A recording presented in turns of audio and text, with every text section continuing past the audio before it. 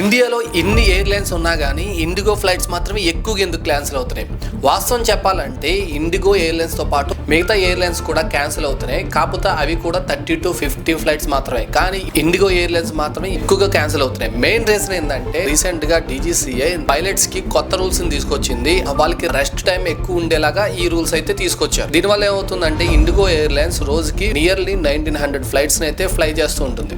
IndiGo mostly 30% flights ని night time నడుపుతుంది. So pilots కి రెస్ట్ టైం ఎక్కువ ఉండడం వల్ల అండ్ అది కాకుండా నైట్ టైం ఫ్లైట్స్ ఎక్కువ జర్నీ చేయకూడదని చెప్పి రూల్స్ తీసుకురావడం వల్ల దాంతో పాటు ఇండిగోలో పైలట్స్ అండ్ క్రూ షార్టేజ్ ఎప్పటి నుంచో ఉండడంతో ఈ రూల్ కూడా డిసెంబర్ నుంచి అమలవడంతో కర్ణుడు చావుకి 100 కారణాలు అన్నట్టు ఇండిగో ఫ్లైట్స్ అయితే క్యాన్సిల్ అయ్యాయి. ఇలాగ డొమెస్టిక్ ఫ్లైట్స్ క్యాన్సిల్ అవడంతో ఢిల్లీ, ముంబై, హైదరాబాద్ ఇలాగా ఇండియాలో మెయిన్ సిటీస్ తిరగవలసిన ఫ్లైట్స్ అన్ని క్యాన్సిల్ అవడంతో ఎయిర్పోర్ట్ లో వేల కొద్ది ప్యాసింజర్స్ అక్కడే ఉండి చాలా ఇబ్బందులు పడుతున్నారు. అసహనానికి గురై అమ్మన అబ్బులు తిడుతున్నారు.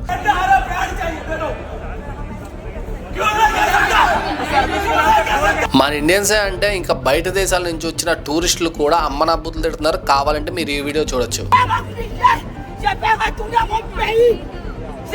వేరే ఎయిర్లైన్స్ దొరికిందే ఛాన్స్ అంటూ వాళ్ళు ఫ్లైట్ ఛార్జెస్ విపరీతంగా పెంచేశారు. సో గైస్, ఇందులో తప్పు ఎవరిదంటారు? ఎయిర్లైన్స్ దంటారా లేకపోతే కొత్తగా రూల్స్ తీసుకొచ్చిన మన ఇండియన్ గవర్నమెంట్ దంటారా? మీ ఒపీనియన్ ని ఖచ్చితంగా కామెంట్లో అయితే తెలియజేయండి.